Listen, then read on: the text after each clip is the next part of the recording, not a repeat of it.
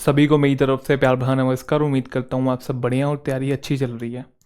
तो शुरुआत करते हैं आज की क्लास की। आज हमारी रीडिंग कॉम्प्रिहेंशन की लास्ट क्लास है। आज भी लेवल 2 के प्यारे प्यारे क्वेश्चंस हम लोग डील करने वाले हैं।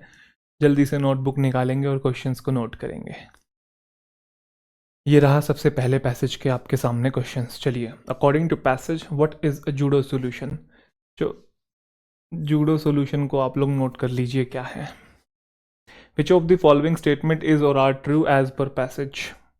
कोई मदद नहीं है इसमें। तो according to passage what are the advantages of opting for judo solution. तो जूडो सॉल्यूशन लिखा हुआ है, उसके एडवांटेजेस की आप बात कर लीजिएगा, पढ़ लीजिएगा उसे।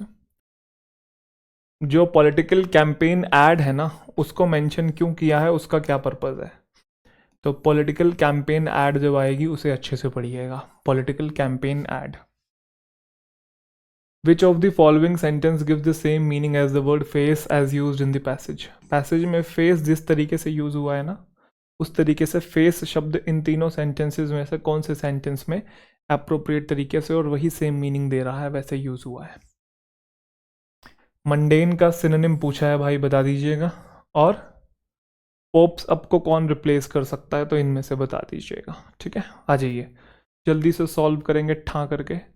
ये रहा आपके सामने पैसेज, जल्दी से रीड करेंगे वीडियो को पॉज करके भाई।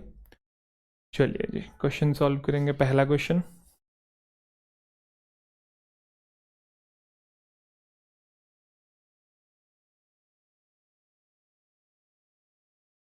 चलो सॉल्व कर लिया।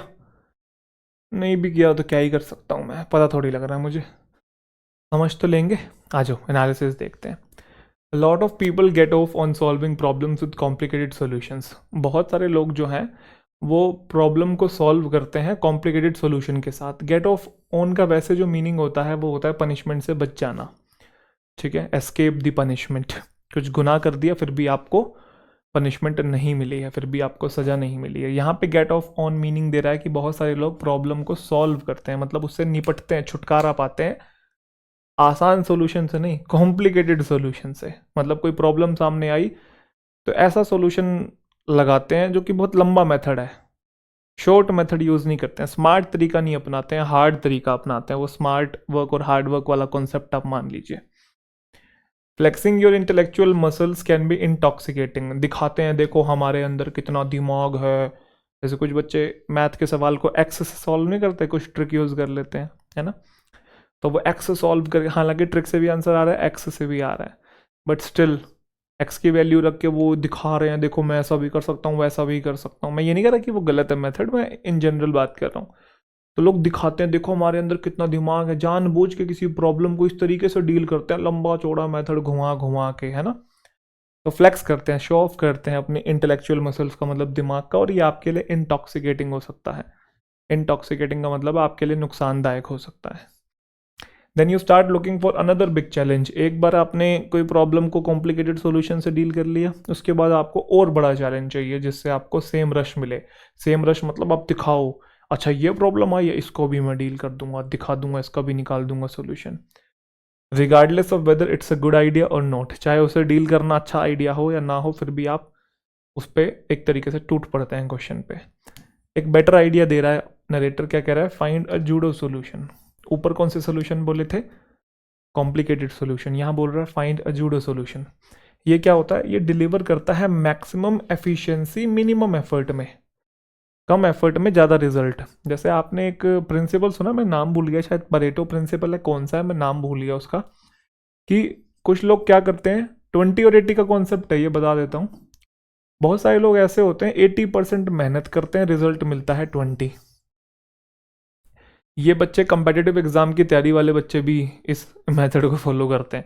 80% मेहनत करते हैं और रिजल्ट मिलता है बस 20%। हालांकि 80 मिलना चाहिए, नहीं मिलता है। गधों की तरह बस मेहनत करते हैं, जो नहीं पता होता कॉन्सेप्ट इंपॉर्टेंट है उसको भी पढ़ रहे हैं। मतलब समझ गए, इररेलेवेंट चीज़ें भी बच्चे पढ़ते रहते हैं, क्योंकि सिलेबस बहुत वास्ट है, समुंदर है, तो रेलेवेंसी नहीं पता होती है। मेहनत भी करते हैं बट रिजल्ट मिलता है 20। वहीं दूसरी तरफ कुछ ऐसे बच्चे होते हैं, स्मार्ट बच्चे होते हैं, जूडो सॉल्यूशन का यूज़ करते हैं। वो सिर्फ मेहनत करते हैं 20%, और वो 20% ऐसा होता है जिनसे उनको 80% रिजल्ट मिल जाए। तो आप भी अपनी लाइफ में ये चीज़ ज़रूर देखें क्या आप रेलेवेंट चीज़ पे मेहनत कर रहे हैं? प्रायोरिटी क्या है? प्रायोरिटी देखिए, ऐसी चीज़ों पे फोकस कीजिए जिससे आपको मैक्सिमम रिजल्ट मिलेगा, कम मेहनत में ज़्यादा रिजल्ट मिले। ठीक है, तो बहुत बार ये चीज़ें देखनी होती है, कम मेहनत में ज़्यादा रिजल्ट कहाँ से मिल रहा है। अगर ऐसी अप्रोच आप रखते हैं ना लाइफ में हर चीज़ के टुवर्ड्स, तो आपको बहुत जल्दी जल्दी रिजल्ट्स मिलने लगेंगे और आपका मेहनत भी कम लगेगी और दिमाग भी कम खराब होगा। मैं यूँ नहीं कहूँगा मेहनत कम लगेगी, मेहनत तो ऑफ कोर्स वो 20% में करने में भी लगेगी मेहनत, तो फ्री में तो कोई कुछ नहीं मिलता।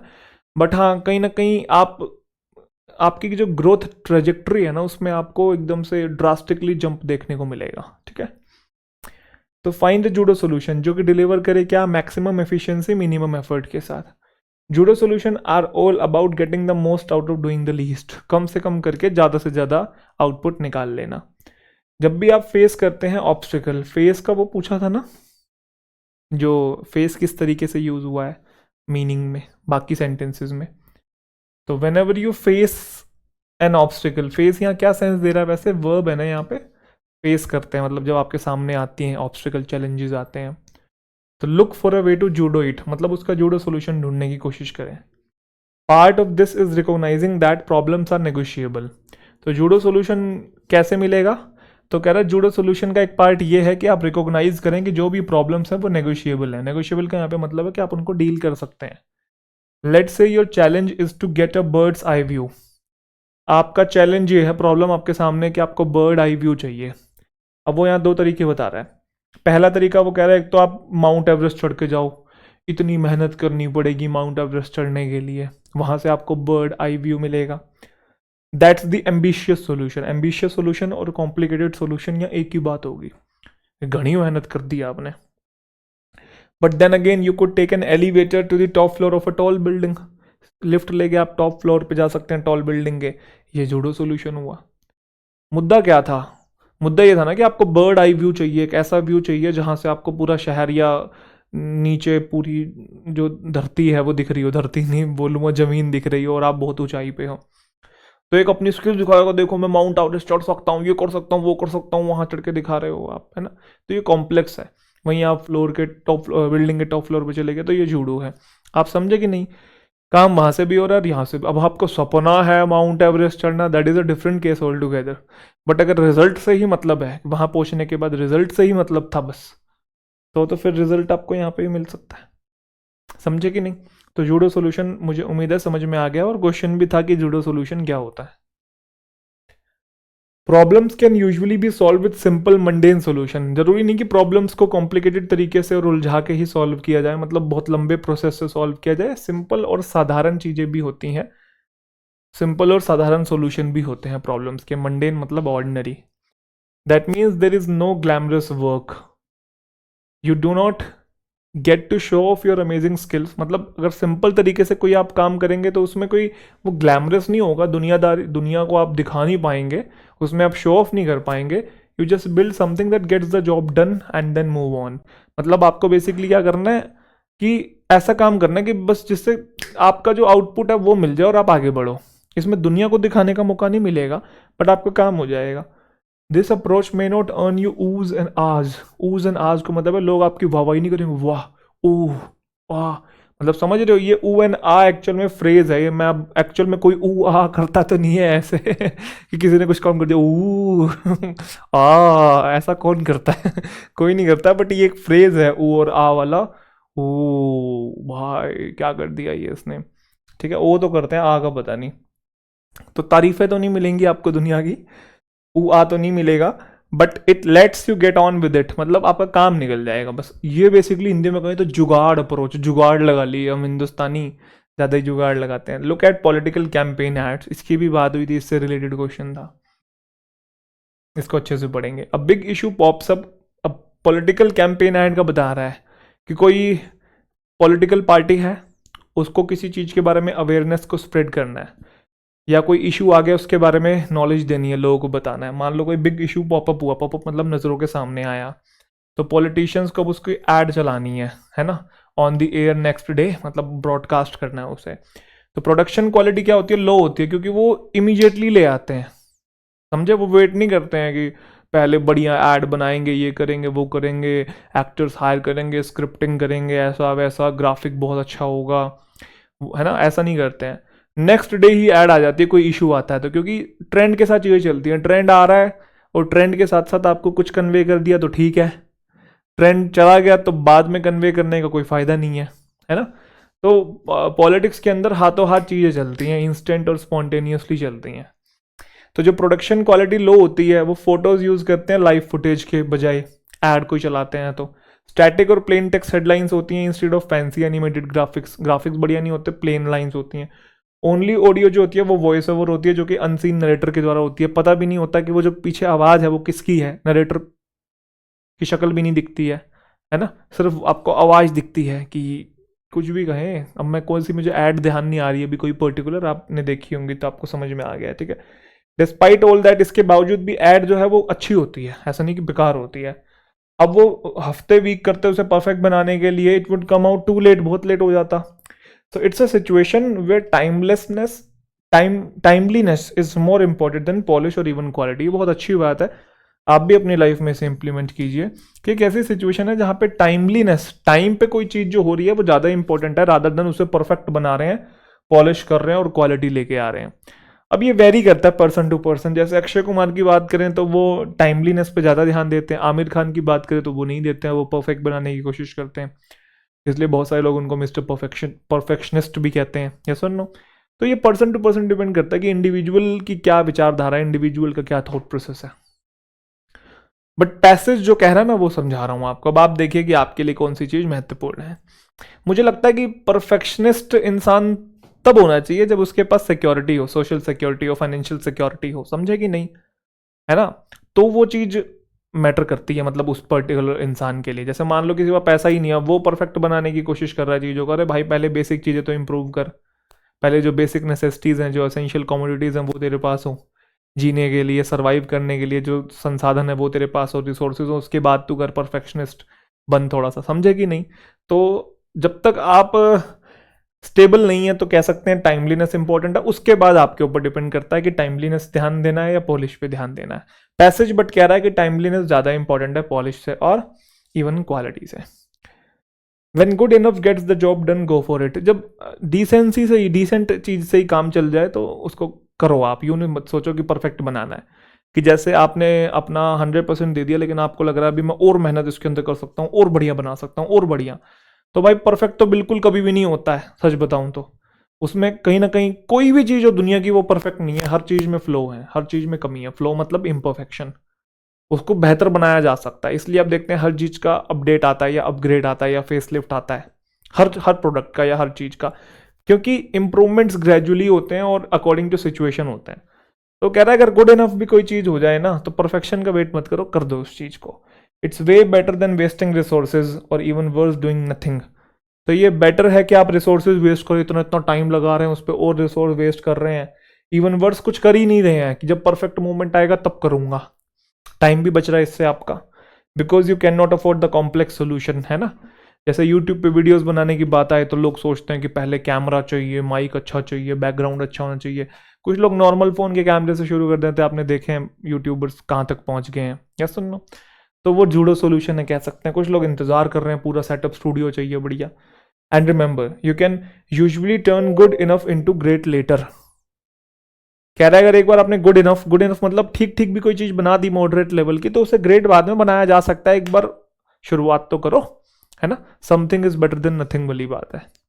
चलिए आज ये मेन आइडिया देखते हैं पैसेज का, पढ़ो एक बार जल्दी से।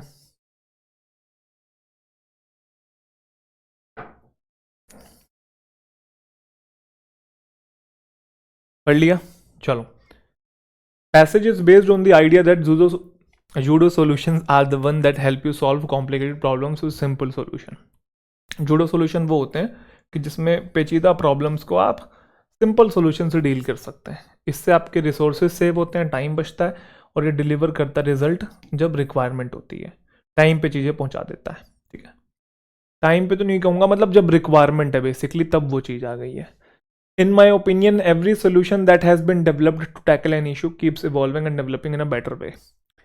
अपने ओपिनियन की बात हो रही है यहाँ पे कि every solution that has been developed, जो भी सॉल्यूशन को डेवलप किया गया किसी इशू को टैकल करने के लिए, वो जो सोल्यूशन है वो इवॉल्व करता है, डेवलप करता है बेटर वे में। मतलब वही बात कि कोई भी चीज़ परफेक्ट नहीं होती, ये मैं अपना ओपिनियन आपको दे रहा हूँ कि वो मैं पहले ही बता चुका हूँ, तो मेन आइडिया में लिखा हुआ ताकि आप पीडीएफ जब पढ़ो तो आपको ये चीज़ और समझ में आ जाए कि कोई भी चीज़ परफेक्ट नहीं है भाई, वो इवॉल्व होती रहती है टाइम के साथ, सिचुएशन के अकॉर्डिंग, तो उसे परफेक्ट बनाया जा सकता है, परफेक्ट नहीं बेटर बनाया जा सकता है। So in a time crunch you can always opt for a judo solution than a perfect one. Perfect one से बेटर है कि आप जूडो सोल्यूशन के तरफ जाएं, उसको ऑप्ट करें।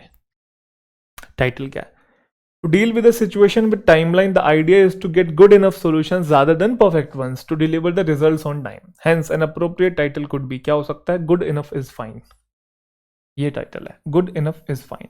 परफेक्शन नहीं, गुड इनफ। गुड इनफ का मतलब 50%, 60% चीज़ें या 70% भी आपको लग रही है, 50-60 तो कम हो जाएगा, 70% भी चीज़ अच्छी लग रही है तो गो फॉर इट। ठीक है, गुड इनफ इज फाइन। तो चलिए क्वेश्चन एंड आंसर की तरफ आगे बढ़ते हैं।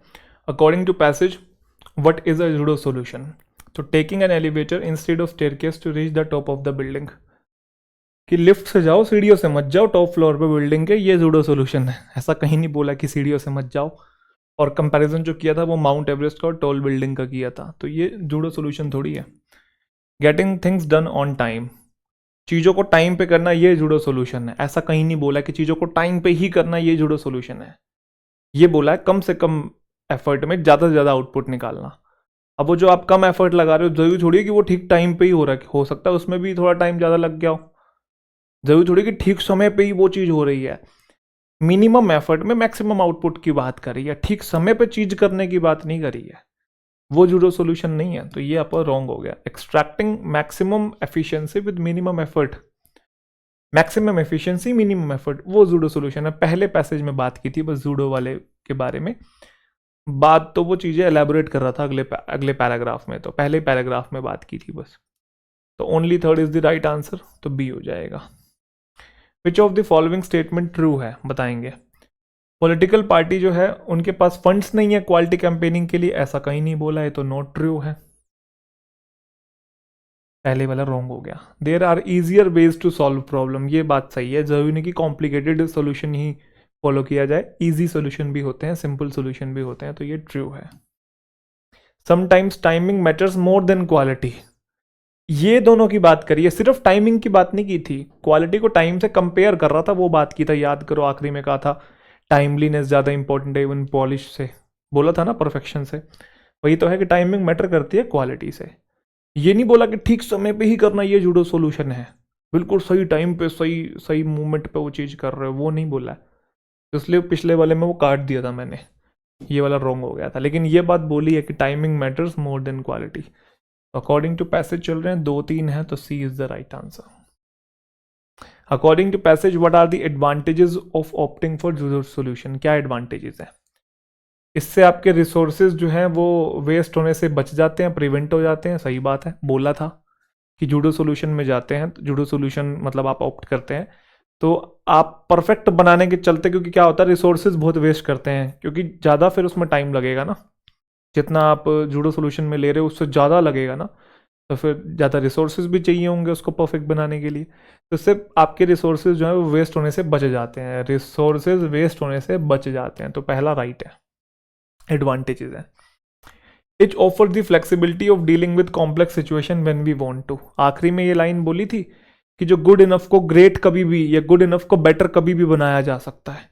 तो कहने का मतलब फ्लेक्सिबिलिटी है ना आपके पास कि आप कॉम्प्लेक्स सिचुएशन को जब भी आप डील करना चाहें तब डील कर सकते हैं, अगर जूडो सोल्यूशन ऑप्ट कर लेते हैं तो। अभी के लिए आपने निपटा दिया किसी चीज़ को, अब आपको उसे और बढ़िया बनाना है तो आपके पास टाइम है ना, अभी तो निपटा दिया ना, तो अभी निपटा दिया, वो क्या है? जूडो सोल्यूशन है। टाइम से आपने, टाइम से नहीं कहूँगा, सिंपल वे में आपने गुड इनफ कोई चीज़ हो गई थी, मॉडरेट लेवल पे बन गई थी, आपने उसे डील कर दिया, अब आप उसे बढ़िया बना सकते हैं ना। तो वो कह रहा है कॉम्प्लेक्स सिचुएशंस को अगर डील करना है तो आपके पास फ्लेक्सिबिलिटी होती है ना भाई, जूडो सोल्यूशन का ये एडवांटेज है ना, तो बिल्कुल सही बात है। दूसरा भी है, इन्फेरेंस है ये कहीं ना कहीं, आप ध्यान से देखेंगे। It saves a lot of time when we are being unproductive, ये भी बात सही है। When we are being unproductive का मतलब आपको पता है, वहां पे बोला था कि डूइंग नथिंग वाली एक लाइन आई थी कि कभी कभी तो हम कुछ भी नहीं करते हैं, उससे तो बढ़िया है जूडो सोल्यूशन। एक तो हम रिसोर्सेज वेस्ट करते हैं और कभी कभी बोला कुछ करते भी नहीं है, वी आर डूइंग नथिंग, तो उससे तो बहुत ही, क्योंकि परफेक्ट मूवमेंट का इंतजार करते हैं हम लोग कहीं ना कहीं, तो उससे तो बढ़िया है जूडो सोल्यूशन, गुड इनफ। तो it saves a lot of time when we are being unproductive. तो टाइम भी तो बचता है उससे, डेफिनेटली बचता है। अदरवाइज आप 2-2 3-3 महीना जो है उसमें लगे पड़े रहेंगे, कॉम्प्लेक्स सोल्यूशन निकाल रहे हैं उसका। तो तीसरा भी है, मतलब ऑल 1 2 3 इसका राइट आंसर हो जाएगा। पॉलिटिकल कैंपेन एड का पर्पस क्या है मेंशन करने का, क्यों मेंशन की गई? ये बताने के लिए पॉलिटिशियंस हमेशा शॉडी वर्क करते हैं। शॉडी मतलब चीप, घटिया। ऐसा तो कोई उसका मिजाज नहीं था नरेटर का कि घटिया काम करते हैं। ये बताने के लिए कि कैसे गुड इनफ वर्क जो है वो ज़्यादा इंपॉर्टेंट है परफेक्शन से। बिल्कुल सही, क्योंकि अगले ही दिन वो चीज़ एयर कर देते हैं। वॉइस ओवर भी नॉर्मल होता है, नरेटर उसमें दिखता नहीं है, इमेजेस यूज़ करते हैं, लाइव फुटेज यूज़ नहीं करते। तो वो ये बताना चाह रहा था कि ज़रूरी नहीं कि उसको ऐड को बहुत बढ़िया बनाया जाए, परफेक्ट बनाया जाए, नॉर्मल से भी काम चल सकता है। बिल्कुल यही रेफरेंस था।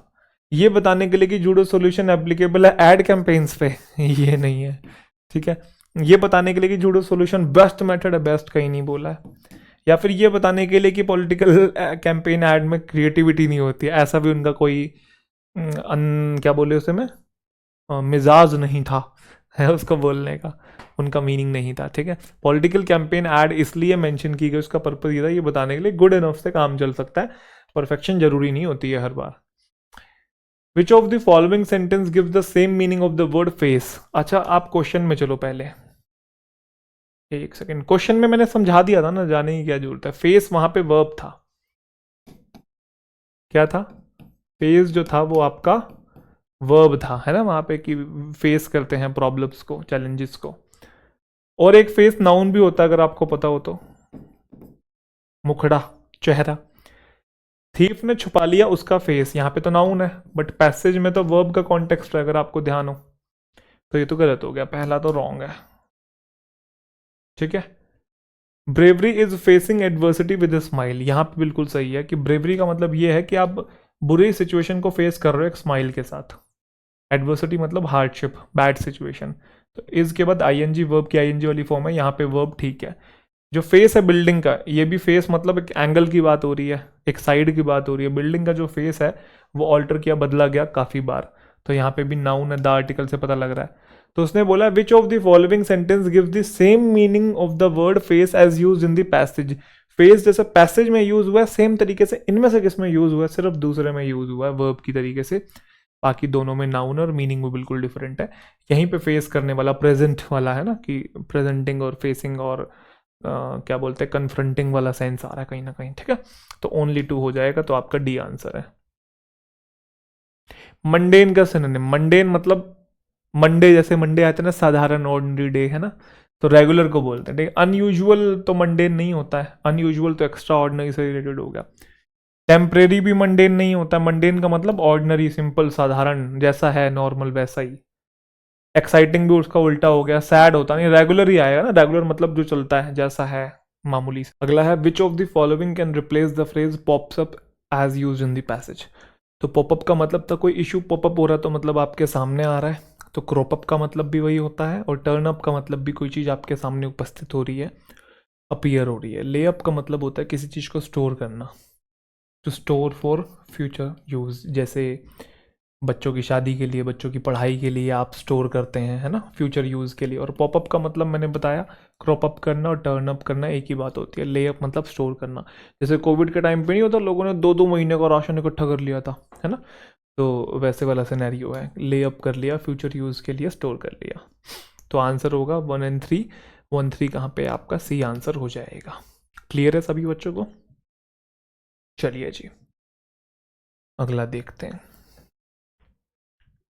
पहले क्वेश्चन की तरफ आते हैं। According to passage which of the following is the most recent threat faced by the beekeepers. तो रिसेंट थ्रेट कौन सा है जो कि फेस किया है बी कीपर्स ने? तो टॉपिक जब आप पढ़ेंगे आपको पता लगेगा, पूरा टॉपिक बी कीपर्स के ऊपर है, तो बस देख लीजिएगा रिसेंट थ्रेट कौन सा फेस किया है। Which of the following statement true, which of the following statement not true. Overall tone बतानी है, ओवरऑल टोन बतानी है, ऑथर की क्या टोन है पैसेज के अंदर। विच of the following is the antonym of the word unpredictable, unpredictable का एंटोनिम बताना है, और प्रोलॉन्ग्ड का सिनोनिम बताना है। एक और क्वेश्चन है, गिवन पैसेज में 4 फ्रेजल वर्ब्स हैं जो कि बोल्ड में हैं, जो कि हो सकता है अपनी करेक्ट ऑर्डर पे नहीं है एज पर कॉन्टेक्स्ट।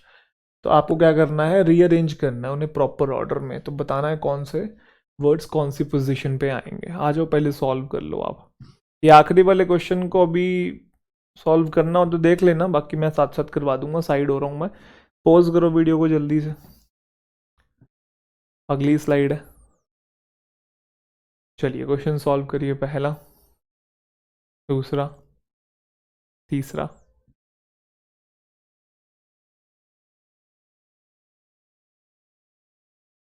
चलो अब ये लास्ट वाला क्वेश्चन आई होप आपने सॉल्व नहीं किया होगा, मैं करवा देता हूँ अभी। और क्या पता सॉल्व कर भी लिया हो वीडियो को पॉज करके। बिना ऑप्शंस के भी सॉल्व हो जाता, वो थोड़ी बहुत बेसिक सेंस चाहिए। 4 centuries, कई सदियों से जो बी कीपर्स हैं have been aware of the environmental conditions that help prosper their honey bee colonies. Beekeepers जो हैं वो जानते हैं, मतलब अवेयर हैं इन्वायरमेंटल कंडीशन से, कि कौन इन्वायरमेंट में कैसी कंडीशन से मदद मिलती है हनी बी कॉलोनीज को प्रॉस्पर करने में। कहने का मतलब कि इन्वायरमेंट की कंडीशन कैसी होनी चाहिए, वेदर कैसा होना चाहिए, माहौल कैसा होना चाहिए कि जिससे जो हनी बी कॉलोनीज हैं वो प्रॉस्पर करे, मतलब उसमें आपको ग्रोथ देखने को मिले। तो बी कीपर जो है ये बातें जानते हैं काफ़ी टाइम से। और फिर बता रहा है कि क्या है, कैसी इन्वायरमेंटल कंडीशन होनी चाहिए। डाइवर्सिटी ऑफ फ्लावर्स होनी चाहिए फ्रॉम ट्रीज, ट्रीज के अंदर डाइवर्सिटी, तरह तरह के फ्लावर्स होने चाहिए। श्रब्स के अंदर, श्रब्स मतलब झाड़ियाँ, वहाँ पे भी अलग अलग टाइप के फ्लावर्स होने चाहिए। The so cold weeds and even crop plants, इसमें भी अगर देखें क्रॉप प्लांट्स जो होते हैं, और वीड्स, वीड्स मतलब जो नॉर्मल झाड़ियाँ कहीं भी उग जाती है, ठीक है, ये वो गांजे वाला वीड नहीं है, ध्यान रखिएगा, कुछ बच्चे वो सोच जाते हैं। वीड हम जो छुटकी पुटकी झाड़ियाँ होती है ना, कहीं भी उगाती हैं, आप लोग देखते हैं खाली प्लाट पड़ा होता है वहाँ पे भी उगाती हैं, तो उसको भी हम लोग वीड बोलते हैं, ठीक है। तो उसमें अगर कुछ फ्लावर्स की डाइवर्सिटी आपको दिखाई दे रही है इन जगहों पे, वहाँ पे आपको हनी बी की जो कॉलोनीज हैं वो प्रॉस्पर होती हुई दिखाई देंगी। हेल्दी और जो डाइवर्स फ्लोरल इन्वायरमेंट है, ये आपने पढ़ा है ना, फ्लोरा और फोना। फ्लोरा मतलब उस जगह के प्लांट्स वगैरह, और फोना मतलब एनिमल्स, है ना। तो एक हेल्दी डाइवर्स, डाइवर्स मतलब विविध फ्लोरल इन्वायरमेंट होना चाहिए, मतलब वही फ्लोरल मतलब प्लांट्स के रिलेटेड बात हो रही है। वो रेसिपी है एक हेल्दी बम्पर और हनी प्रोडक्शन की। क्लियर। परहैप्स जो ओनली प्रॉब्लम वो फेस करते हैं कौन, बी कीपर्स, ओकेजनल जो इन्फेक्शन आ जाता है ना माइक्रो ऑर्गेनिजम्स के द्वारा, या डिसीज या फिर पैरासाइट्स होते हैं जो कि इन बीज को मार देते हैं, इनकी कॉलोनीज जो इन्होंने छत्ता बनाया होता है ख़त्म कर देते हैं। क्योंकि होता क्या है, जो अनप्रिडिक्टेबल वैगरीज होती है ना वेदर की, ये भी कहीं ना कहीं इम्पैक्ट डालती है। वैगरीज मतलब उतार चढ़ाव आता है ना मौसम का, क्लाइमेट चेंज हो रहा है आप लोगों को पता ही है, तो उसकी वजह से भी प्रभाव आता है फ्लावर के प्रोडक्शन के ऊपर ऑन पर्टिकुलर बैड ईयर्स। एक बार दोबारा पढ़ेंगे लास्ट लाइन। उन्होंने बोला कि जो ओनली प्रॉब्लम वो फेस करते हैं वो ओकेजनल, एक तो इन्फेक्शन है, ठीक है, और दूसरा जो ये वैगरीज ऑफ वेदर है, अनप्रिडिक्टेबल वैगरीज ऑफ वेदर है, इसकी वजह से भी इम्पैक्ट आता है। क्योंकि बारिश टाइम पे नहीं आएगी तो आपको वही है, वो हरियाली, हरी भरी जगह देखने को मिलेगी नहीं। फ्लावर्स और ट्रीज़ वगैरह, ट्रीज़ नहीं होंगे तो फ्लावर्स ऑफ कोर्स कहाँ से होंगे, तो फिर प्रोडक्शन भी कैसे होगा हनी का। तो आप समझ पा रहे हैं पॉइंट, ठीक है। In the past few decades however beekeepers have had to expose to, अच्छा ये तो चेंज होगा ना, यहाँ पे क्या आ सकता है वैसे। In the past few decades however beekeepers have had to dash to a new threat, तो थ्रेट को क्या किया जाता है, ऑब्जर्व नहीं किया जाता, एक्सपोज नहीं किया जाता, प्रोलॉन्ग है, और क्या है, नीड नहीं हो सकता, कोप नहीं हो सकता, कोप विद हो सकता है ना, कोप विद का मतलब डील करना, ये हो सकता है। Had to cope with a new threat to their business, cope with हो सकता है कि नए बिजनेस के अंदर जो नया थ्रेट है। अच्छा ये क्वेश्चन भी तो था, रीसेंट थ्रेट, नया थ्रेट, इसको नोट करो यहाँ पे। चलो क्वेश्चन सॉल्व करते हुए ध्यान में आ गया बिल्कुल, है ना। तो बी कीपर जो है उनको डील कर, कोप विद करना पड़ता है, एक नए खतरे से डील करना पड़ता है उनके बिजनेस में। वो क्या है, एग्रोकेमिकल पेस्टिसाइड, ये है हमारा न्यू थ्रेट। क्वेश्चन 100% है, यहाँ से ध्यान से देखिएगा। एग्रोकेमिकल समझ गए ना, एग्रीकल्चर में जो केमिकल पेस्टिसाइड्स यूज होते हैं, कीटनाशक, उनकी बात हो रही है, जिनको स्कैटर किया जाता है, एक तरीके से स्प्रे किया जाता है over large area of crops में, स्कैटर किया जाता है। फ्रूट ग्रोव्स होते हैं, ग्रोव्स मतलब बाग बगीचे जहाँ पे फ्रूट आपको देखने को मिलते हैं, फॉरेस्ट के अंदर या फिर अदर इन्वायरमेंट में, for the control of insect pest, ताकि जो पेस्ट इंसेक्ट्स जो हैं उनका कंट्रोल रहे। वीड्स मतलब वही झाड़ियाँ जो हैं, झाड़ियाँ जो जिन पे फूल वगैरह नहीं होते हैं बेसिकली, या फिर जो दूसरे प्लांट्स के ऊपर वो ओवरले कर जाती है, समझ गए, उसको ओवरशैडो कर देती है। तो वो वीड्स, वर्मिन, वर्मिन भी वही कीड़े मकोड़े जो होते हैं और जो प्लांट्स डिसीज होते हैं, इनसे बचने के लिए यूज़ किया जाता है किसको, एग्रोकेमिकल पेस्टिसाइड्स को। फिर बोल रहा है कि कोई डाउट नहीं है क्या, from the beginning that chemical insecticide जो है रिप्रेजेंट करते हैं सीरियस थ्रेट। ये भी सही बात है, जो केमिकल इंसेक्टिसाइड्स हैं उससे सीरियस थ्रेट होता है किसको, बीज को, क्योंकि पेस्टिसाइड है ना कहीं कीटनाशक है ना, तो मधुमक्खियों को या मक्खियों को कहीं ना कहीं वो इम्पैक्ट तो डाल ही रहा है ना भाई। तो इंसेक्टिसाइड जो है सीरियस थ्रेट होता है बीज के लिए, for the simple reason that bees are insects, of course bees भी तो इंसेक्ट्स ही हैं, और वो भी रिस्क में है to any poison design to kill insect pest. तो अगर कोई भी पॉइजन है, कोई भी इंसेक्टिसाइड है या पेस्टिसाइड है जिसे डिज़ाइन किया गया है भाई इंसेक्ट पेस्ट को मारने के लिए, तो ऑफ कोर्स उस केस में वो भी तो रिस्क में होंगे। कौन रिस्क में होंगे, बीज की बात हो रही है। ससेप्टेबल का मतलब होता है रिस्क में होना। कॉन्सिक्वेंटली, परिणाम स्वरूप जो स्ट्रिक्ट टॉक्सिसिटी है, testing, strict toxicity testing was and still is required. अभी तक मतलब जो पेस्टिसाइड छिड़का जा रहा है उसकी टॉक्सिसिटी को भी चेक भी नहीं किया गया, तो उसकी भी रिक्वायरमेंट है before such chemicals can be registered for use in crop protection, at least in developed countries. Develop countries में क्रॉप प्रोटेक्शन के लिए जो ये केमिकल्स यूज होते हैं, एटलीस्ट इनको तो मतलब वो किया जाए, टेस्ट किया जाए वहाँ पे। तो despite these regulations, in regulations के बावजूद भी जो number of managed Honey bee colonies है यूनाइटेड स्टेट्स के अंदर वो डिक्लाइन हो गया।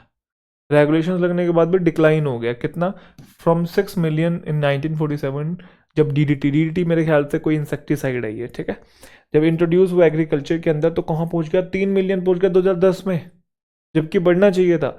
सिमिलर ट्रेंड्स हमें कहाँ देखने को मिले हैं, ऑब्जर्व्ड इन यूरोप। मेरे ख्याल से ऑब्जर्व्ड अपनी जगह पे ठीक है, तो दूसरे पे बी आएगा, ये चेंज होगा, ठीक है। जहाँ पे नंबर ऑफ एपियरीज है, एपियरीज जहाँ पे बीज को बेसिकली रखा जाता है, ठीक है। तो जो नंबर ऑफ एपियरीज है वो डिक्लाइन हो गई हैं 14% इन स्कैंडिनेविया और 25% सेंट्रल यूरोप में बिटवीन 1985 टू 2005। अच्छा, डेटा आएगा तो हम लोग देख लेंगे। हालांकि इंक्रीज देखने को मिला है 13% मेडिटेरेनियन कंट्रीज के अंदर, ताकि काउंटर एक्ट किया जा सके लोअर प्रोडक्शन जो नॉर्थ में हो रही है। नॉर्थ मतलब ऊपर जो लोअर प्रोडक्शन हो रही है उसको काउंटर किया जा सके, तो यहाँ 13% इंक्रीमेंट देखने को मिला है।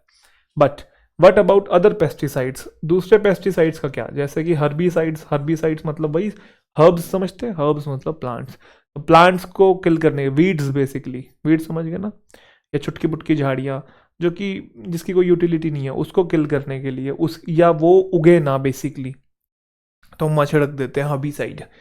तो हर्बीसाइड और फंजीसाइड मतलब फंगस को मारने के लिए। तो इनका क्या, ये भी तो है पेस्टिसाइड्स। अब ये हर्बीसाइड्स और फंजीसाइड्स क्या ये भी बीज को मार सकती हैं क्या, क्योंकि प्लांट पे तो छिड़कना ही पड़ेगा। अब पेस्टिसाइड पेस्टिसाइड्स तो पेस्ट को ही मारने के लिए होती है ना, नहीं समझे मेरी बात। लेकिन ये पेस्टिसाइड्स के टाइप है, माइल्ड वर्जन है। इनसे क्या मधुमक्खियों को इम्पैक्ट आएगा क्या, इस ये जो स्ट्रॉन्ग पेस्टिसाइड्स होते हैं जिससे कि कीड़े मकोड़े वर्मिन वगैरह मारते हैं, उस पर तो इम्पैक्ट आएगा बीज के ऊपर। लेकिन क्या हर्बिसाइड से भी आएगा, क्या फंजीसाइड से भी आएगा, वही पूछ रहा है वो। Could they also affect honey bee productivity, इससे भी इम्पैक्ट आ सकता है हनी बी प्रोडक्टिविटी पे। अगर टारगेट ऐसे केमिकल्स का इंसेक्ट्स नहीं है, कैसे केमिकल का, इसका और इसका, क्योंकि ये इंसेक्ट्स को थोड़ी मारता है ना, ये इंसेक्ट्स को मारता है, वो तो फंगस को मारता है। तो अगर इन केमिकल्स का टारगेट इंसेक्ट्स नहीं है, तो बहुत सारे लोग आर्ग्यू करते हैं कि ये सेफ है बीज के लिए। रिसर्च कंडक्ट हुई पास्ट फ्यू ईयर्स में कंट्रीज के अंदर with long history of pesticide usage. ऐसी कंट्री में जहां पे लंबे समय से पेस्टिसाइड यूज किया जा रहा है, वो तो कुछ और ही सजेस्ट कर रही हैं, सजेस्ट डिफरेंटली। क्या सजेस्ट कर रही हैं, it is now acknowledge that, ऐसा स्वीकार किया जा चुका है, जो एक्सटेंसिव और जो प्रोलॉन्ग यूज़ है ना, प्रोलॉन्ग मतलब लंबे समय तक आप जो यूज़ कर रहे हो या भारी मात्रा में आप यूज़ कर रहे हो हर्बिसाइड्स का, इससे रिड्यूस डाइवर्सिटी देखने को मिलती है फ्लावरिंग प्लांट्स की। तो जब फ्लावरिंग प्लांट्स नहीं होंगे तो फिर बी कैसे कलेक्ट होगा, समझे कि नहीं। तो ये जो प्रोलॉन्ग्ड यूज हो रहा है हर्बिसाइड का, इससे आपको रिड्यूस डाइवर्सिटी देखने को मिल रही है फ्लावरिंग प्लांट्स की, जिससे कि इनएविटेबली मतलब ना चाहते हुए प्रभाव आता है बीज कॉलोनीज के ऊपर और उनकी प्रोडक्टिविटी के ऊपर। मोर ओवर, जो कॉम्बिनेशन है कुछ फंजीसाइड का और इंसेक्टिसाइड्स का, इनका कॉम्बिनेशन पाया गया, ऐसा रिवील हुआ है कि ये ज़्यादा डेडली होता है to the bees then either chemical alone. मतलब जितना फंजीसाइड, इंसेक्टिसाइड या हर्बिसाइड इंडिविजुअल इम्पैक्ट नहीं डालती हैं बीज कॉलोनीज के ऊपर, इतना इनका जो कॉम्बिनेशन है वो डाल देता है, तो कॉम्बिनेशन ज़्यादा डेडली है। लेटली आगे चल के जो इनडिस्क्रिमिनेट लेटली का मतलब रिसेंटली है, सॉरी, लेटली जो इनडिस्क्रिमिनेट यूज है एक्रीसाइड्स का, एक्रीसाइड्स ये माइट्स और टिक्स को मारने के लिए यूज किया जाता है, ये भी वही इंसेक्ट्स को किल करने के लिए। जो इनडिस्क्रिमिनेट का मतलब है धड़ल्ले से जो आप यूज कर रहे हो एक्रीसाइड का एपियरीज के अंदर, एपियरीज वही होता है ना जहां पे बीज को रखा जाता है, एपियरीज भी आया था ना पहले भी, आया था, बिल्कुल सही। तो जो इनडिस्क्रिमिनेट यूज हो रहा है एक्रीसाइड्स का, साइड्स मतलब किलिंग होता है, तो ये पेस्टिसाइड ही एक तरीके का, ठीक है। एपियरी जहां पे बीज को रखा जाता है, तो उस पर्टिकुलर जगह पे जहां पे आप ये छिड़क रहे हो कंट्रोल करने के लिए पैरासाइट्स को, परजीवी, जैसे कि वेरोवा डिस्ट्रक्टर है, इस एक्रीसाइड ने ऐड किया है one more threat for the beekeepers. मतलब जो आप ये पेस्टिसाइड, एक्रीसाइड, मतलब ये जितने भी कीटनाशक या इनका डेडली कॉम्बिनेशन कुछ भी छिड़क रहे हो, तो इससे नुकसान हो रहा है। वही पूरे उसमें यही बोल रहा है, अलग अलग नाम लिए, कंफ्यूज नहीं होना है आपने, ठीक है। Added one more threat for the beekeepers as these chemicals are also toxic, ये भी टॉक्सिक है, जो कि माइट्स और टिक्स के लिए यूज होते हैं, ये भी टॉक्सिक है। हालांकि लेस डिग्री तक है, मतलब माइल्ड वर्जन नहीं है, लेकिन है। नॉट सरप्राइजिंगली जो कॉलोनी कोलैप्स डिसऑर्डर है, कॉलोनी कोलैप्स का मतलब कि कॉलोनी बनी नहीं रही है वहां पे, क्योंकि आप छिड़क इतना कुछ रहे हो। तो जो कॉलोनी कोलैप्स डिसऑर्डर है has been linked by some authors not only to parasites and disease but also to pesticide usage, कि भाई जो ये कीड़े मकोड़े लग रहे हैं किस पे, बी कॉलोनीज के ऊपर, उनसे बचाने के लिए तो आप कीटनाशक छिड़क रहे हो ना, तो जितना नुकसान उन कीड़े मकोड़ों से है ना भाई, उतना नुकसान जो दवाई आप छिड़क रहे हो उससे भी है। समझे कि नहीं? अब दवाई क्यों छिड़कते हैं? कीड़े मारने के लिए, समझे? अब कीड़े मारने के लिए जो दवाई आप छिड़क रहे हो वो ज्यादा नुकसानदायक है या वो उतनी ही नुकसानदायक है? तो यही बोला कि जो कॉलोनी कोलैप्स डिसऑर्डर है, वो कुछ ऑथर्स ने कहा है कि ना कि सिर्फ पैरासाइट्स और डिसीज से होता है, जैसे प्लांट्स में डिसीज हो गया तो वो पूरा खत्म ही हो जाता है, फ्लावर्स आपको देखने को नहीं मिलेंगे, फ्लावर्स नहीं मिलेंगे तो फिर बी प्रोडक्शन कैसे होगा और हनी प्रोडक्शन कैसे होगा? तो पैरासाइट्स और डिसीज तो प्रॉब्लम क्रिएट करते हैं, बल्कि भाई पेस्टिसाइड यूसेज भी करते हैं। ऐसी सर्कमस्टांसेस में एक न्यू मैनेजमेंट अप्रोच जो है, यहाँ पे क्या आ जाएगा, नीडेड आएगा, हाँ नीडेड आ सकता है, इसकी नीडेड है, is needed for successful beekeeping. तो सक्सेसफुल बी कीपिंग करनी है तो न्यू मैनेजमेंट अप्रोच की रिक्वायरमेंट है। जो प्रोडक्शन है हनी का और जो वैक्स का, no longer dependent on the availability of flowers, flowers की अवेलेबिलिटी पे डिपेंड नहीं है सराउंडिंग एनवायरनमेंट में, बट रादर किस चीज पे डिपेंड है, appears to be intimately link to the quality of food that bees collect. ये बहुत अच्छा पॉइंट है, इंपॉर्टेंट है ये बात। क्या बोल रहा है वो, कि जो प्रोडक्शन है हनी का और वैक्स का, वैक्स भी वही मोम जिसे हम लोग बोलते हैं, ठीक है, येलोइश सब्सटेंस होता है, ये भी जो पूरा जो छत्ता होता है उसके अंदर आपको देखने को मिलेगा। तो जो प्रोडक्शन है हनी का और जो वैक्स का, वो डिपेंडेंट नहीं है अब कि फ्लावर्स की अवेलेबिलिटी कितनी है, कितने फ्लावर्स हैं, किसके ऊपर डिपेंड है, ये लिंक है कि फूड की क्वालिटी क्या है जो बी कलेक्ट करके आ रही है, समझे? क्योंकि मान लो बहुत सारे फ्लावर्स है, अब आपने पेस्टिसाइड उस पर इतने सारा छिड़क रखा है, स्प्रे कर रखा है, तो क्वालिटी अच्छी नहीं है ना, क्वालिटी पर डिपेंड करता है कि फूड की क्वालिटी कैसे, तब प्रोडक्शन की आप बात करो फिर।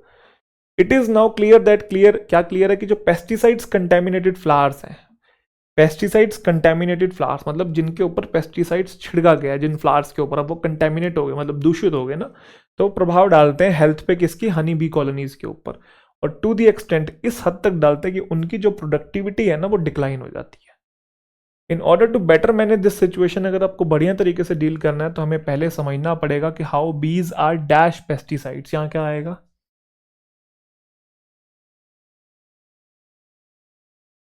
एक्सपोज्ड आएगा, बिल्कुल, है ना, कि भाई जो बीज हैं वो कैसे एक्सपोज होती हैं पेस्टिसाइड से और क्या कॉन्सिक्वेंसेज होते हैं ऐसे एक्सपोजर के।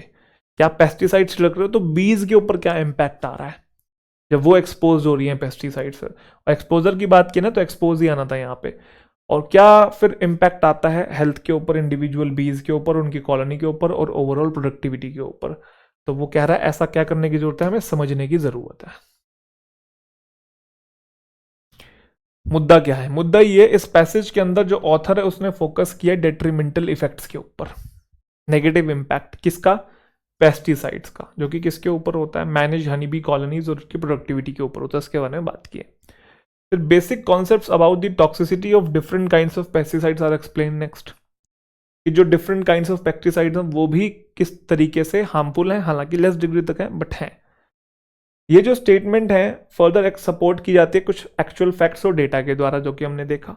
इन द फाइनल पैराग्राफ कुछ प्रैक्टिकल एडवाइस जो है अगर अवॉइड करना है एडवर्स मतलब बुरे इंपैक्ट को पेस्टिसाइड्स का बी कीपिंग में, ये एक्सप्लेन किया गया। क्लियर।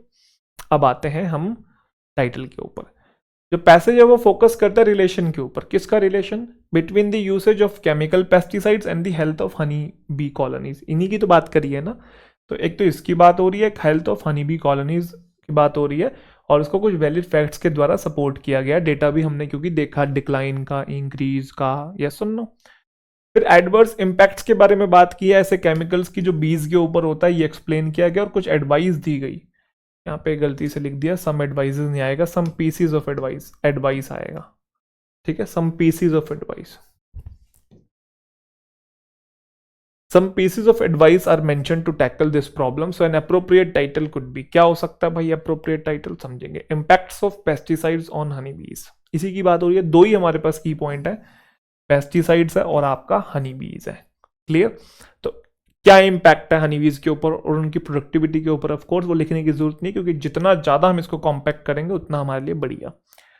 आगे बढ़े, आ जाओ क्वेश्चन पे। According to passage which of the following is the most recent threat faced by the beekeepers. एक ही थ्रेट था, menace of agrochemical pesticides. Menace मतलब खतरे को हम लोग बोलते हैं। ठीक है, पैरासाइट्स जो कि मार देते हैं बीज को और उनकी कॉलोनीज को, ये रीसेंट थ्रेट नहीं है, क्योंकि पूरा का पूरा पैसेज जो है वो केमिकल पेस्टिसाइड्स की बात कर रहा है, तो पैरासाइट्स की वो बात नहीं कर रहा है।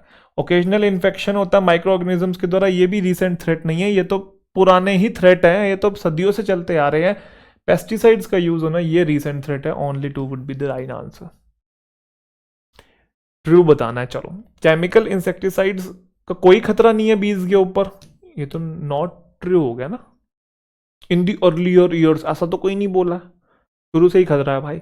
डाइवर्स फ्लोरल एनवायरनमेंट जो है फंडामेंटल है to the extensive honey production, ये भी सही बात है, शुरू में बोला है कि डाइवर्स मतलब विविधता होगी फ्लोरल एनवायरनमेंट में, तो वो इंपॉर्टेंट है हनी, एक्सटेंसिव हनी प्रोडक्शन के लिए। हालांकि आखिरी में ये भी बोला है कि फूड की क्वालिटी मैटर करती है, बट शुरू में ये बोला है ना कि डाइवर्सिटी तो होनी ही चाहिए ना, फूड की क्वालिटी भी तो तभी आपको मिलेगी। या एक ही टाइप के आप फ्लावर से आप सारा उसका जो रस है निचोड़ लेंगे, नहीं कर सकते ना, तो डाइवर्स होना चाहिए। वेदर जो है इंपॉर्टेंट रोल प्ले करता है हनी प्रोडक्शन को अफेक्ट करने में, बिल्कुल। जो वेगरीज ऑफ वेदर बोला है ना, उससे भी प्रभाव आता है हनी बी कलेक्शन के ऊपर, तो वेदर भी इंपॉर्टेंट रोल प्ले करता है। तो दूसरा और तीसरा जो है वो ट्रू है, तो 2-3 होना चाहिए। 2-3 कहाँ है? ए राइट आंसर है, नॉट ट्रू बताना है। अगर मिक्स कर देते हैं फंजीसाइड को और इंसेक्टिसाइड को, तो ये ज़्यादा डेडली है, बिल्कुल सही है, तो ट्रू है। रेगुलेशंस जो हैं were able to keep a check on chemical usage, ऐसा कहीं नहीं बोला है कि रेगुलेशंस जो लग गए हैं उससे केमिकल यूसेज जो है वो लिमिट में आ गए, कहीं नहीं बोला है कि केमिकल यूसेज जो अब कम यूज होने लगा है, ये नॉट ट्रू है। स्कैंडिनेवियन कंट्रीज में अप ट्रेंड देखने को मिला बी कीपिंग में, मतलब बी कीपिंग जो है वो बढ़ी है। कहाँ पे? स्कैंडिनेवियन कंट्रीज में, ये देखना पड़ेगा डेटा एक बार। डिक्लाइन हुआ है स्कैंडिनेविया में बेटा, डिक्लाइन हुआ है, देखो ध्यान से 14% का, और 25% का भी डिक्लाइन हुआ है। इंक्रीज हुआ 13% मेडिटेरेनियन कंट्रीज में, उल्टा बोल दिया है। तो अप ट्रेंड का मतलब इंप्रूव होना, तो स्कैंडिनेवियन में डिक्रीज हुआ है, अप ट्रेंड देखने को नहीं मिला है, अप ट्रेंड नहीं है, तो ये भी नॉट ट्रू है। तो 2-3 होना चाहिए, 2-3 कहाँ है? सी आंसर है। ऑथर की टोन बताएंगे। चलो, क्रिटिकल, क्रिटिकल का मतलब होता है एक तो आप क्रिटिसाइज कर रहे हैं किसी को, दूसरा क्रिटिकल का मतलब होता है महत्वपूर्ण। दो मीनिंग होते हैं, एक क्रिटिसाइज करना और एक महत्वपूर्ण वाला। तो क्रिटिसाइज नहीं कर रहे हैं और ना महत्वपूर्ण या इंपॉर्टेंस कुछ दर्शा रहे हैं किस चीज़ की। डिप्लोमेटिक का मतलब है कि आप कूटनीति अपना रहे हैं, न्यूट्रल हो रहे हैं, ना इस तरफ जा रहे हैं ना उस तरफ जा रहे हैं, ऐसा भी कोई सेंस नहीं है। कुछ सजेशन भी नहीं दिया, आखिरी की एक लाइन में कुछ सजेस्ट किया तो किया, पूरे पैसेज की टोन देखनी है हमने, सजेशन भी नहीं है, गुस्सा भी नहीं है कि ऑथर आग बबूला हो रहा है, ऐसे ऐसे शब्द यूज कर रहा है, नहीं।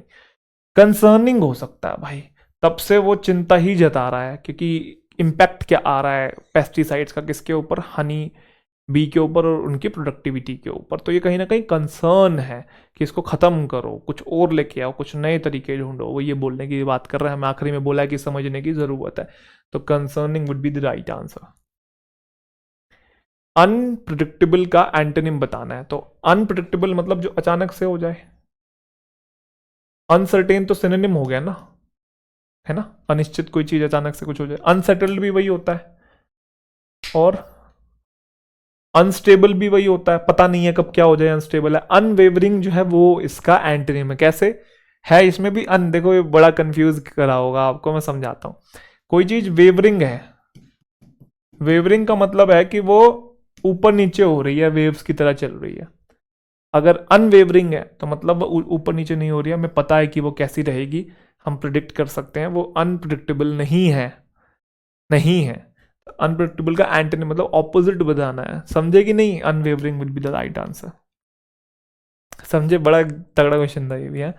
अनवेवरिंग हो जाएगा, क्योंकि अनस्टेबल का मतलब भी ऐसे ऊपर नीचे, अनसेटल का मतलब भी सेटल नहीं है कोई चीज, अनसर्टेन का मतलब भी ऊपर नीचे। वेवरिंग का मतलब ऑलरेडी होता है ऊपर नीचे, अब उसके पहले अन लगा दिया तो वो नेगेटिव बन गया, मतलब एक फ्लो में कि आप प्रिडिक्ट कर सकते हो, और ऊपर बोला है प्रिडिक्ट नहीं कर सकते हो, अनप्रिडिक्टेबल। उसका एंटोनिम बताना था तो यही बनेगा। प्रोलोंग्ड का सिनोनिम बताना है। प्रोलोंग मतलब लंबे समय तक कोई चीज चले, सडन अचानक से, मोमेंटरी शॉर्ट टर्म के लिए। रेसिड्यू का मतलब होता है अवशेष, प्रेजेंट उपस्थित, परसिस्टेंट हो जाएगा ना, प्रोलोंग्ड परसिस्टेंट, लंबे समय तक सिनोनिम बताना था। और आखिरी तो बहुत आसान था, बीच वाले पे बी फिक्स था ना। चलो मेरे को एक बार दिखाना ही पड़ेगा, अब बहुत आसान क्वेश्चन थे इसके। तो पहले पे क्या आएगा, पहले पे आना था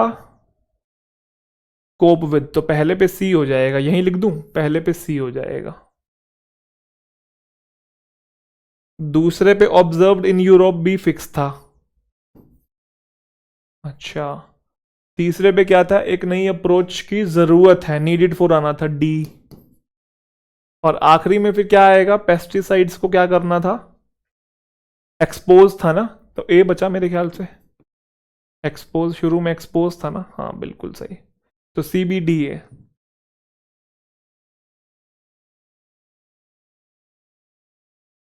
सी बी डी ए कहां पे है, ये रहा सी बी डी ए, तो C is the right answer. मुझे बताओ भाई, क्या समझ में आया, ईमानदारी से दिल पे हाथ रख के। कोई डिफरेंस दिखा क्या आपको लेवल 1 में और लेवल 2 में?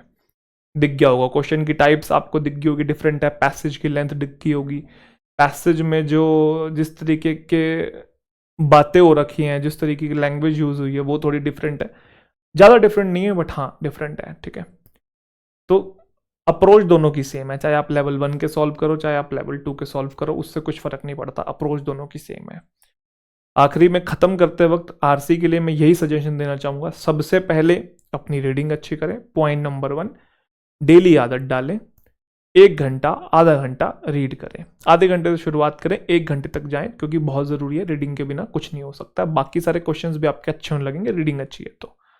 रीडिंग का इम्पैक्ट ना हमें उस दिन नहीं दिखता है जिस दिन हम रीड कर रहे हैं, जब हम ग्रेजुअली रीड करते हैं या थ्रू आउट द मंथ हम रीड करते हैं, और जब बाद में क्वेश्चन सॉल्व करते हैं ना, कुछ 1-2 महीने बाद, तब आपको इम्पैक्ट दिखेगा कि आपका रीडिंग का कैसा असर आ रहा है, क्या क्या इंप्रूव हो रहा है कि नहीं हो रहा है। तो आप 2 दिन में, महीने में आप ये मत सोचिए कि आपको इंप्रूवमेंट दिखेगी, रीडिंग का थोड़े टाइम बाद दिखता है रिजल्ट, ठीक है।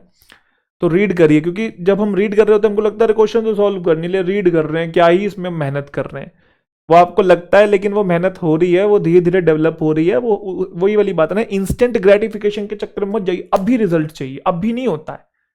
लैंग्वेज में टाइम के साथ इंप्रूवमेंट दिखता है। तो रीड डेली कीजिए, आधे घंटे से 1 घंटा आपको रीड डेली करना है, पॉइंट नंबर 1।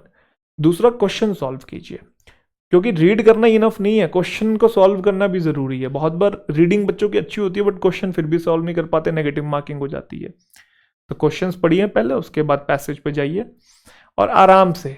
मैं हमेशा से ये बात बोलता हूँ कि एक्यूरेसी मेंटेन कीजिए, जल्दी सॉल्व करने के चक्कर में मत पड़िए, जितना जल्दी सॉल्व करेंगे ना उतनी गलतियां हो जाती हैं। मानता हूँ टाइम भी इंपॉर्टेंट है, but accuracy is way more important than time. Speed से ज़्यादा इंपॉर्टेंट होती है आपकी एक्यूरेसी। तो आराम से सॉल्व करें। तीसरी चीज़ मैं ये समझाऊंगा कि ज़रूरी नहीं कि सारे क्वेश्चन सॉल्व करें।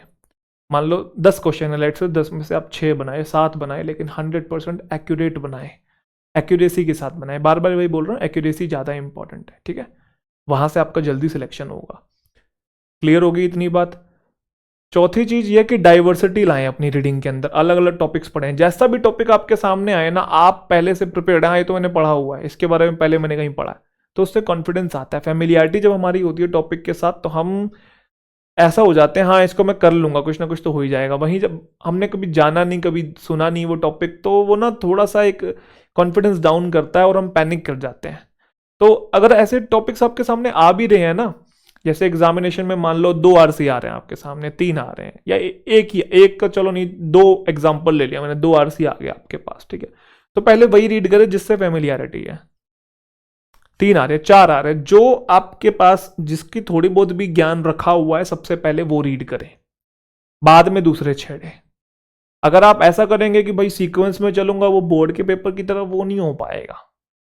अगर आपको लग रहा है कि ये मैंने कभी सुना नहीं है, इसके बारे में कभी जाना नहीं है, तो उसको बिल्कुल आखिरी में डील करें, और उसमें भी बस वही वही क्वेश्चन बनाने की कोशिश करें जो आपको डायरेक्ट मिल जाए। पहले जिसमें कॉन्फिडेंस है उन्हीं को रीड करें, उन्हीं को डील करें। और सबसे इंपॉर्टेंट बात, आरसी के जितने भी क्वेश्चंस होते हैं वो अपनी तरफ से कुछ नहीं बना देगा, सारे आंसर कहीं ना कहीं पैसेज में मौजूद है। तो अगर आपने शॉर्ट क्वेश्चंस पे अच्छी कमांड बना रखी है, उनसे अगर आपने टाइम सेव कर लिया है, तो वो टाइम आप लॉन्ग क्वेश्चंस में लगाएं। ये बहुत अच्छा पॉइंट है, इसको समझिए। शॉर्ट क्वेश्चंस पे इतनी बढ़िया कमांड बना लीजिए। अगर रीडिंग में आपको दिक्कत आ रही है, तो शॉर्ट क्वेश्चन से टाइम सेव करके आप अपना रीडिंग वाले एरियाज में थोड़ा टाइम ज़्यादा दीजिए, ताकि आप एटलीस्ट आराम से तसल्ली से सॉल्व करके क्वेश्चंस के आंसर्स ढूंढ लें। और मैं दोबारा ये बात बोल रहा हूँ, ज़रूरी नहीं कि 100% आपको समझ में आए, कोई ये महत्वपूर्ण नहीं है, इंपॉर्टेंट नहीं है। आपको 70-80% भी पैसेज समझ में आ रहा है, तब भी क्वेश्चन सोल्व हो जाते हैं, और कभी कभी सारे हो जाते हैं। और जब मैं बोल रहा हूँ कि 10 में से 7 करो, 6 करो, इसका मतलब ये नहीं कि बाकी छोड़ दो। अगर 10 में 10 बन रहे हैं 10 करो, 5 आ रहे हैं तो 5 करो, 8 आ रहे हैं तो 8 करो, मतलब 8 में से 8 करो, 5 में से 5 करो, 10 में से 10 करो। जितने बन रहे हैं उतने बनाओ। ये मत सोचो कि पैसेज तो मैंने कभी पढ़ा नहीं, कभी जाना नहीं, कभी देखा नहीं। सॉल्व तो करना ही है ना, कुछ तो बनाना ही है ना, कुछ ना कुछ तो आपको आंसर मिल ही जाएंगे, ठीक है। तो बस इतना ही है, बाकी प्रैक्टिस करिए अपना, है ना। और किताब उठा लीजिए कोई, और क्वेश्चन सॉल्व करना शुरू कर दीजिए। पहले छोटी लेंथ के सॉल्व करेंगे, उसके बाद लेंथ बढ़ाते हुए आप फिर सॉल्व करेंगे। मतलब जो कॉम्प्लिकेटेड आपको लगते हैं, जिसकी लेंथ ज़्यादा दिख रही है, उसको रीड करें। क्लियर है जी। ध्यान रखिए अपना। तब तक के लिए बहुत बहुत शुक्रिया, बहुत बहुत प्यार।